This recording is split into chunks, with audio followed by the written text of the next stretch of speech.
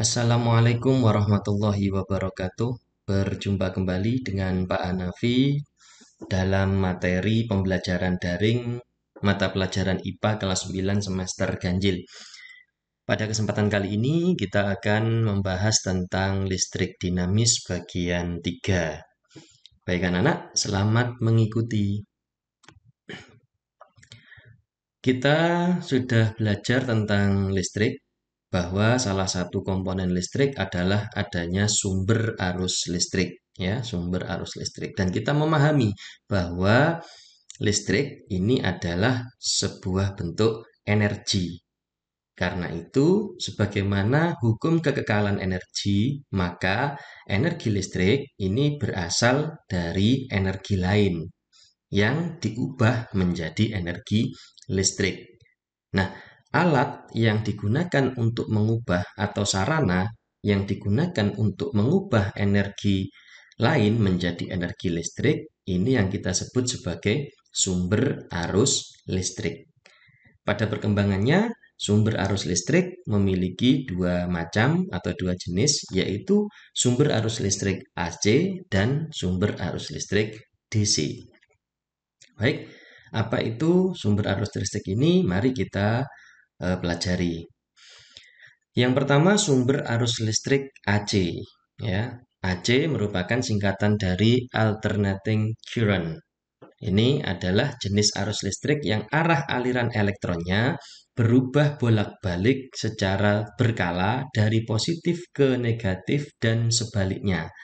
Ini contoh dari gambaran arus elektron pada AC. Ya, jadi elektronnya berubah bolak-balik secara berkala dari positif ke negatif, begitu sebaliknya. Nah, contoh sumber arus listrik AC adalah generator yang digunakan untuk PLN misalnya, ya, atau pembangkit listrik tenaga air, tenaga uap, atau yang sering kita jumpai di sekitar kita adalah generator kecil atau genset, ya. Alat-alat ini mengubah energi gerak menjadi energi listrik. Kemudian penggunaan arus listrik AC, ini arus listrik AC ini adalah arus listrik yang digunakan oleh PLN di dalam rumah-rumah kita. Sehingga kita misalnya di dalam suatu ruangan memiliki beberapa alat yang menggunakan arus AC, contohnya televisi, lampu ruangan, kipas angin, pendingin ruangan, dan sound system, serta alat-alat lain. Kemudian misalnya di dapur ada lemari es, microwave, kompor listrik, dispenser air, dan mesin cuci. Ini adalah contoh-contoh alat yang menggunakan arus listrik AC sebagai sumbernya. Kemudian sumber arus listrik DC adalah jenis arus listrik yang arah aliran elektronnya mengalir secara konsisten dalam satu arah, sehingga disebut sebagai direct current atau searah, ya. Ini digambarkan seperti ini. Jadi aliran elektronnya mengalir dari dari negatif menuju kutub positif seperti itu. Contoh sumber arus listrik DC ada antara lain ini namanya elemen volta. Balik. Selanjutnya sumber arus listrik DC. DC merupakan singkatan dari direct current, yaitu jenis arus listrik yang arah aliran elektronnya mengalir secara konsisten dalam satu arah aliran. Digambarkan seperti ini, ada aliran elektron dari negatif menuju ke positif. Kemudian contoh sumber arus listrik DC yang kita kenal adalah elemen volta, kemudian aki, dan baterai, ya, berbagai jenis baterai. Alat-alat ini, sumber arus listrik ini mengubah energi kimia menjadi energi listrik. Kemudian penggunaan arus listrik DC dalam kehidupan kita sehari-hari yang sering kita gunakan adalah baterai dan aki. Baterai misalnya digunakan untuk jam dinding, senter, remote, mainan, kamera, laptop, dan handphone. Kemudian untuk aki biasanya digunakan untuk kelistrikan mobil, kelistrikan pada sepeda motor, dan kelistrikan pada beberapa jenis mesin pabrik. Ini merupakan penggunaan arus listrik DC. Selanjutnya kita belajar tentang gaya gerak listrik. Kalau kita perhatikan, ketika kita membeli atau memiliki sebuah baterai, maka ada suatu tulisan ya di sebelah sini. Nah, ini kalau kita perbesar terlihat tulisan 1,5 volt.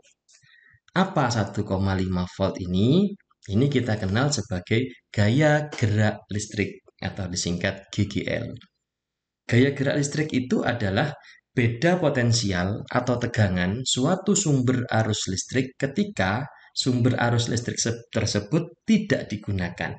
Jadi, ketika baterai ini belum digunakan atau tidak digunakan, maka tegangan yang ada di dalamnya sebesar 1,5 volt. Ini kita sebut sebagai gaya gerak listrik. Kemudian yang terkait dengan ini juga ada namanya tegangan jepit. Tegangan jepit itu apa? Ketika sumber listrik itu dipakai, maka beda potensialnya atau tegangannya akan berkurang. Contohnya seperti ini. Baterai tadi kita hubungkan dengan suatu rangkaian. Ketika rangkaian ini menyala atau bekerja dan kita ukur tegangan yang ada di situ, maka akan menunjukkan penurunan. Nah, beda potensial sumber listrik ketika dipakai disebut sebagai tegangan jepit.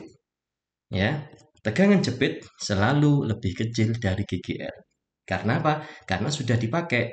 Ya, jadi membedakan antara GGL dan tegangan jepit, gampangannya adalah GGL ini tegangan sebelum digunakan, sedangkan tegangan jepit adalah tegangan setelah digunakan, ketika digunakan. Baik, hubungan antara GGL dan tegangan jepit. Dalam suatu rangkaian, ini terdapat beberapa komponen ya yang sudah kita pelajari. Yang pertama ada tegangan ya, tegangan yang ada di dalam sumber tegangan baterai misalnya. Kemudian ada kuat arus I. Kemudian ada juga hambatan R ya yang kita lambangkan dengan R besar. Ini hambatan kita sebut sebagai hambatan luar karena berada di luar. Nah, selain ini kita memiliki epsilon ya, E. E ini apa? E ini adalah GGL. Jadi ini adalah tegangan sebelum baterai itu digunakan atau sebelum sumber arus itu digunakan. Kemudian di dalam baterai sendiri juga memiliki hambatan yang disebut sebagai hambatan dalam, dilambangkan dengan huruf R kecil. Ya, jadi kita memiliki beberapa komponen. Yang pertama tegangan, kuat arus, hambatan luar yang dilambangkan dengan R besar, hambatan dalam yang dilambangkan dengan R kecil, dan epsilon atau E itu adalah GGL. Nah, bedanya hambatan luar dan hambatan dalam apa? Hambatan luar ini hambatan yang berada di luar baterai atau di luar sumber tegangan, misalnya lampu, resistor. Sedangkan R kecil itu hambatan dalam, hambatan yang ada di dalam baterai itu sendiri. Oke ya, paham ya? Nah, hubungannya bagaimana? Hubungannya dengan rumus V sama dengan I kali R. Ya, kalau untuk suatu rangkaian umumnya, kita menggunakan rumus V sama dengan I kali R. Nah, kalau untuk epsilonnya sendiri, ya, GGL-nya sendiri sama, ya, I kali R kecil. Bedanya pada R kecil. Nah, sehingga ketika ini kita menggunakan satu rangkaian, maka rumusnya jadinya seperti ini. Epsilon sama dengan kuat arus dikalikan R besar, hambatan luar ditambah hambatan dalam. Oke, ini rumus untuk menentukan besarnya epsilon atau GGL pada suatu sumber tegangan. Ya, di dalam matematika seperti ini, persamaan seperti ini bisa kita tuliskan dengan bentuk seperti ini. Epsilon sama dengan I kali R besar ditambah I kali R kecil. Ya. I kali R sendiri merupakan tegangan jepit. Ya, tegangan jepit adalah tegangan yang sudah dipakai tadi. Itu rumusnya sama. Ya, semua tegangan rumusnya sama. I kali R. Sehingga dari sini yang merah itu bisa kita gantikan. Ya, yang merah yang di atas I kali R, yang di epsilon itu bisa kita gantikan dengan tegangan jepit karena tegangan jepit rumusnya juga I kali R, sehingga kita bisa menuliskan epsilon sama dengan V jepit plus I kali R kecil. Nah, dari sini kita bisa membuat rumus lagi. Tegangan jepit sama dengan epsilon dikurangi kuat arus kali hambatan dalam. Nah, dua rumus ini yang harus anak-anak kuasai, yang sering keluar di dalam soal, yaitu epsilon, mencari epsilon atau mencari GGL, ya, dengan rumus I kali R besar ditambah R kecil, dan rumus V jepit, ya, tegangan jepit, yaitu epsilon dikurangi GGL, ya, dikurangi kuat arus kali hambatan dalam. Baik, kita coba dalam latihan soal. Contoh soalnya seperti ini. Arus listrik sebesar 2 ampere mengalir pada sebuah rangkaian yang dihubungkan dengan hambatan R besar, ya, sebesar 5,5 ohm. Jika diketahui hambatan dalam sumber tegangan atau R kecil besarnya 0,5 ohm, berapakah besar GGL dan tegangan jepit pada rangkaian tersebut? Oke, kita coba untuk menyelesaikan. Diketahui I-nya dari soal, ya, I sama dengan 2 ampere, R besarnya 5,5 ohm, R kecilnya 0,5 ohm. Ya, jelas ya? Oke, ditanya berapa epsilonnya atau GGL-nya dan berapa tegangan jepitnya. Ini pertanyaannya. Jawab. Epsilon sama dengan, kita masukkan dalam rumusnya, epsilon sama dengan I kali R besar ditambah R kecil. Sehingga 2 ampere kali 5,5 ohm ditambah 0,5 ohm. 2 ampere kali 6 ohm sama dengan 12 volt. Jadi GGL-nya adalah sebesar 12 volt. Sekarang kita cari B, tegangan jepitnya. V jepitnya berapa? Epsilon dikurangi I kali R kecil. 12 dikurangi 2 kali 0,5 ohm. Berapa? 12 dikurangi 1 sama dengan 11 volt. Nah, jadi besar GGL dan tegangan jepit pada rangkaian tersebut sebesar 12 volt dan 11 volt. Dari sini kita bisa melihat bahwa tegangan jepit selalu lebih kecil daripada GGL atau epsilon, ya. Jadinya di situ terlihat GGL-nya 12 volt, V jepitnya hanya 11 volt. Jadi lebih besar GGL. Baik, kita lanjutkan susunan seri sumber tegangan. Baterai sebagaimana hambatan juga bisa disusun seri atau paralel, ya. Oke, kita lihat yang seri dulu. Misalnya ada baterai, 3 buah baterai identik disusun seri seperti ini, kemudian digunakan untuk menyalakan hambatan. Ini ada hambatannya. Berarti ini ada 3 buah baterai, 1, 2, 3 baterai. Nah, masing-masing baterai, ingat, masing-masing baterai memiliki GGL dan hambatan dalam. Pak Nafi ulangi, ya, masing-masing baterai memiliki GGL dan hambatan dalam. Sehingga di baterai nomor 1 ini terdapat epsilon 1 dan R1, GGL 1 dan hambatan dalam 1. Begitu juga di baterai yang kedua dan baterai yang ketiga. Nah, kondisi ini, rangkaian ini bisa digantikan dengan satu rangkaian, satu baterai yang nilainya setara dengan 3 baterai ini. Ini kita lambangkan dengan S seri, ya, epsilon untuk seri dan hambatan dalam untuk seri. Begitu. Sama dengan kalau ketika membahas hambatan yang kemarin, ya. Nah, dari sini kita bisa melihat karena dirangkai seri, maka GGL-nya ini merupakan jumlah dari GGL semua baterai. Sehingga bisa dirumuskan sama dengan N kali epsilon. Ya, jumlah GGL totalnya. Karena jumlah baterainya tidak tentu, maka dilambangkan dengan N. N kali epsilon. Begitu juga dengan hambatan dalamnya. Hambatan dalamnya yang dirangkai seri ini dirumuskan R1, R2, sampai R ke N. Sehingga dituliskan di situ karena biasanya sama baterai itu ya, N kali R kecil. Ini merupakan jumlah hambatan dalam baterai yang disusun seri. Nah, biasanya yang ditanyakan adalah kuat arus. Karena jumlah baterai mempengaruhi kuat arus. Ya, oke. Kuat arus pada susunan seri ini biasanya dituliskan aslinya, rumus aslinya adalah I sama dengan V per R. Nah, dikarenakan ini ya, dikarenakan V-nya berupa tegangan GGL, maka kita menuliskannya V kita gantikan dengan rumus dari tegangan GGL tadi, berarti N epsilon, N kali epsilon atau N kali GGL.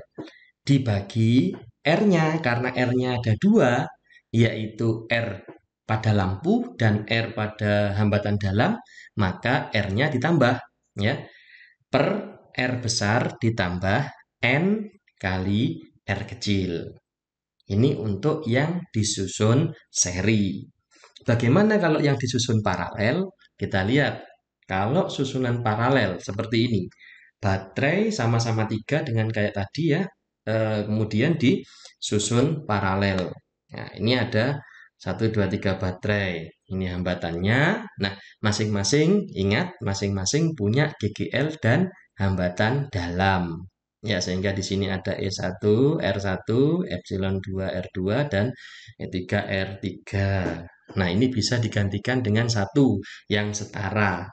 Namun kita tulis EP ya, karena ini disusun paralel dan hambatan dalamnya juga paralel.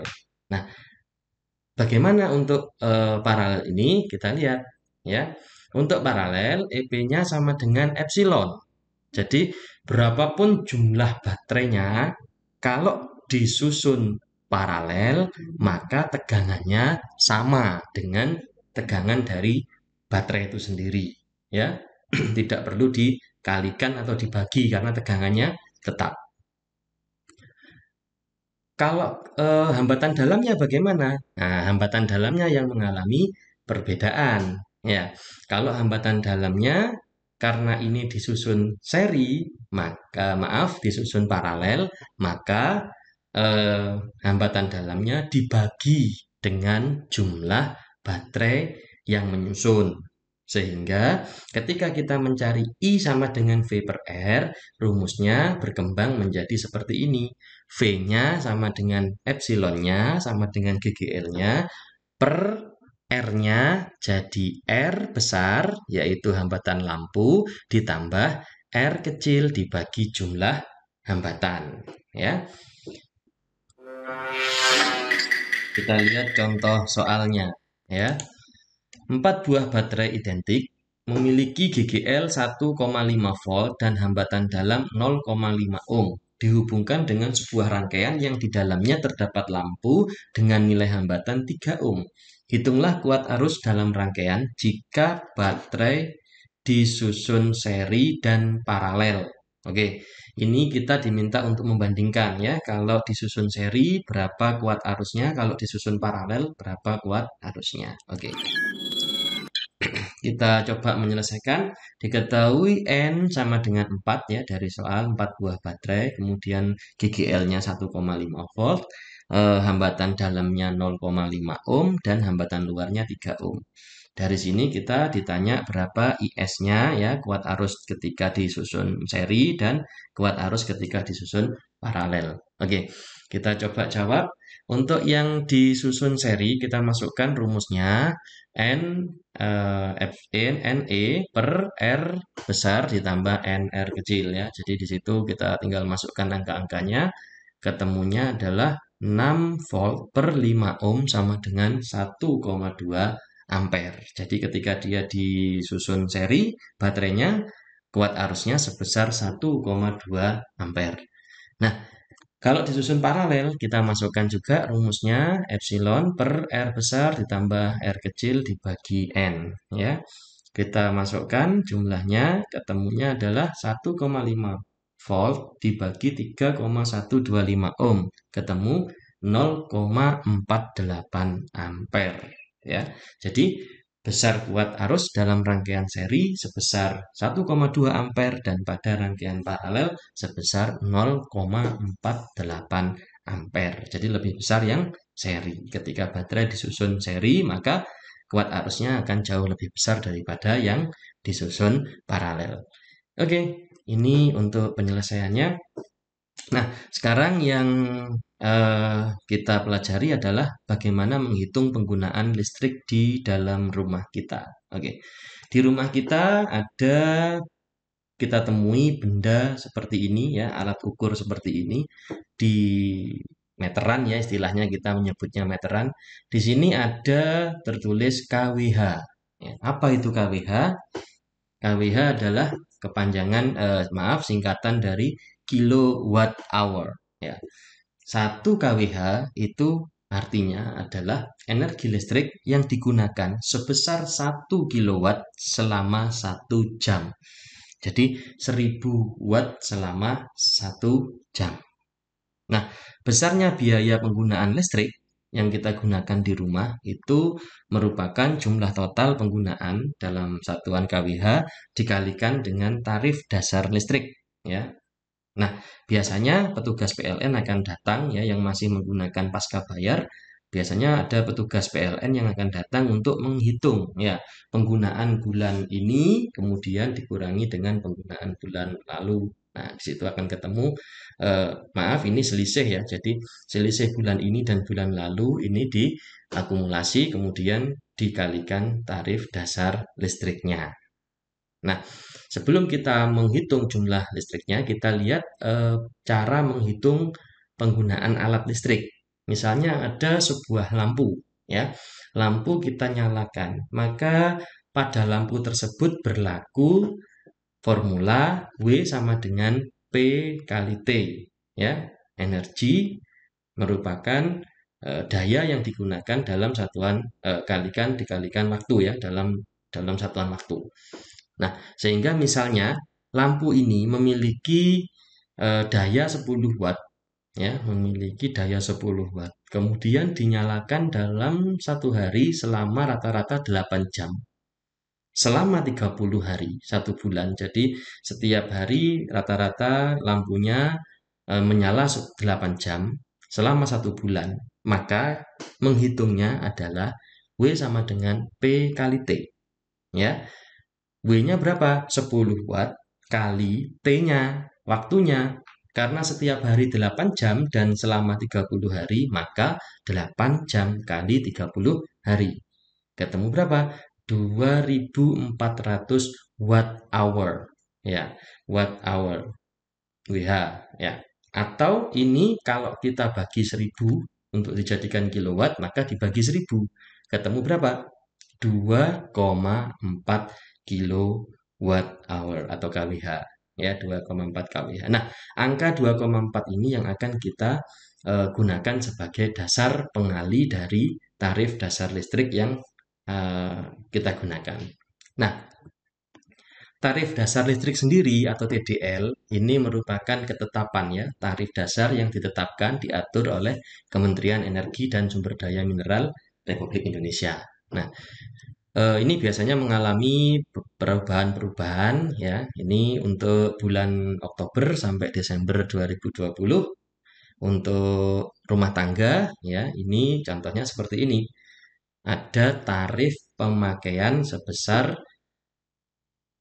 1.352 untuk yang ini ya. Jadi untuk rumah tangga di Indonesia rata-rata masih menggunakan 900 VA dan 1.300 VA.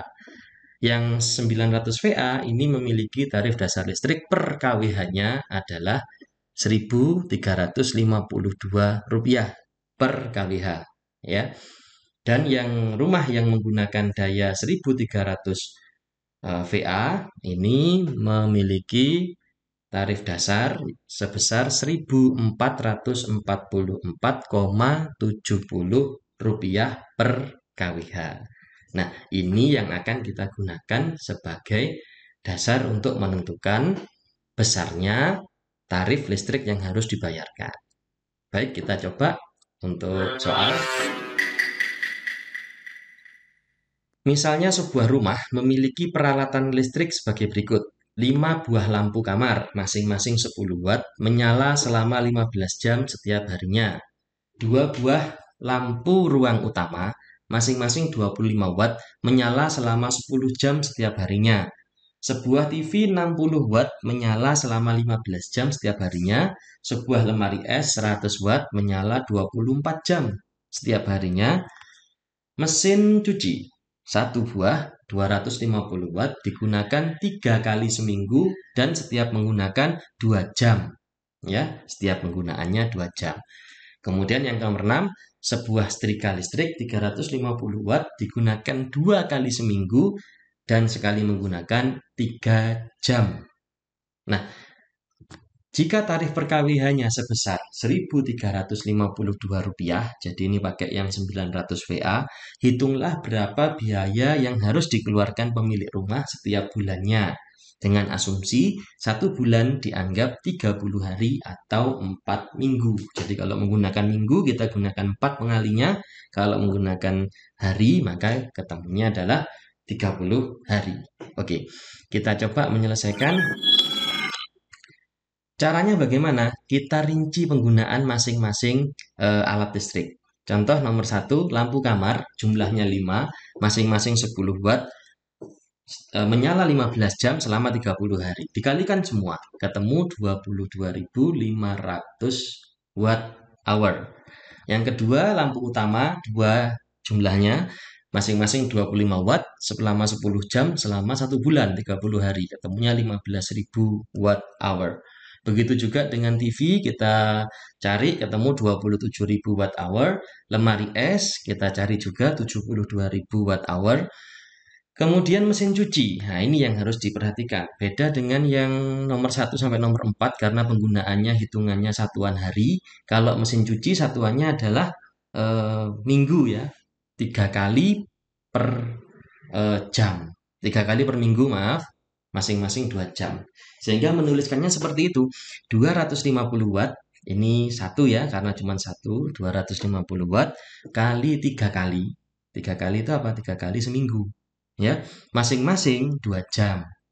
Jadi 3 kali 2 kali 4 minggu. Karena 1 bulan di rata-rata tadi 4 minggu. Ketemu 6.000 watt hour. Setrika, bagaimana? Sama ya, setrika 350 watt.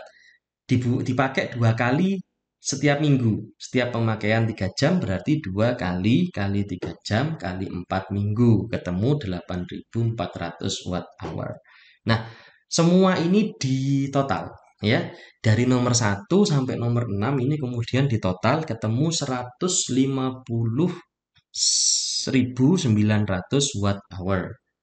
Ya, ini dibagi 1000 karena kita gunakan kilowatt. Ya, satuannya adalah kilowatt. Jadi dibagi 1000 dulu. Ketemu 150,9 kWh. Nah, 150 ini yang kita kalikan dengan TDL-nya. Jadi biayanya ketemu 150,9 kWh kali Rp1.352. Ketemunya adalah Rp200.016,80. Ini anak-anak contoh penyelesaian untuk soal tadi ya. Kemudian untuk listrik prabayar, ini pengetahuan tambahan untuk anak-anak. Listrik prabayar sekarang sedang banyak digunakan di Indonesia ya. Jadi sudah mulai beralih kepada listrik prabayar yang diadakan oleh PLN. Nah, caranya tinggal membeli token ya, nah tinggal dimasukkan ke dalam meteran. Nah, kita bisa menikmati listrik dari situ. Baik, selanjutnya komponen hitungan KWH listrik prabayar. Ini yang harus kita perhatikan ketika kita menggunakan listrik prabayar. Ketika kita membeli token, maka ada 5 faktor yang mempengaruhi besarnya KWH yang kita terima. Ya, yang pertama adalah biaya PPJ, pajak penerangan jalan. Pajak apa namanya? Pajak penerangan jalan ini digunakan untuk menghidupi lampu-lampu yang ada di jalan. Ini dibebankan pada konsumen listrik atau konsumen PLN ya. Besarnya macam-macam, ada yang 3%, 5%, 10% dan seterusnya, tergantung dari daerah masing-masing. Kemudian biaya admin bank ini biasanya digunakan untuk membayar admin yang kalau kita beli di toko-toko atau gerai-gerai yang melayani pembelian token ya, termasuk di bank juga mendapatkan seperti itu. Kemudian ada biaya materai. Biaya materai ini digunakan untuk eh, pembelian di atas 250.000 ya. Ada materai besarnya 3.000, antara 250.000 sampai 1 juta. Pembelian token sekian itu akan dikenakan biaya materai sebesar 3.000. Kalau di atas 1 juta maka eh, biaya materainya bertambah menjadi 6.000. Selanjutnya, biaya PPN, pajak pertambahan nilai. Ini digunakan untuk rumah tangga dengan kode listrik R2 ya. R2 ini dengan daya sebesar 3.500 volt ampere ke atas. Kalau rumah dengan 900 atau 1.300, insya Allah tidak ada PPN-nya. Dan TDL. TDL ini sesuai dengan ketetapan yang terbaru. Kemudian kita coba simulasi perhitungan pembelian listrik yang kita beli di bank, ATM, atau e-banking. Misalnya sebuah rumah memiliki daya 900 volt ampere, kemudian membeli token dengan pembelian 100.000. Maka yang dia dapat adalah seperti ini. Biaya admin karena membayarnya di bank atau di ATM, di e-banking, maka ada biaya admin sebesar 3.000. Sehingga dipotong dari uang 100 tadi tinggal 97.000. Kemudian biaya materai karena tidak ada, maka tetap ya. Biaya PPN juga karena tidak ada, maka tetap 97.000. PPJ-nya 10% misalnya. Ya, maka 10% dari 97.000 dikurangkan. Ya, sehingga ketemu tinggal 87.300 rupiah. 87.300 ini dibagi dengan TDL-nya. Karena ini 900 volt ampere, maka TDL-nya adalah 1.352 rupiah per kWh, sehingga didapatkan di dalam token itu listrik sebesar 64,57 kWh. Itulah mengapa kalau kita membeli token dengan listrik prabayar ini, nominal yang kita bayarkan ini tidak sesuai dengan jumlah KWH-nya karena ada beberapa biaya yang memotong dari pembelian kita. Demikian anak-anak pembelajaran kita pada kali ini. Mudah-mudahan bermanfaat. Selamat belajar dan semoga sukses. Wassalamualaikum warahmatullahi wabarakatuh.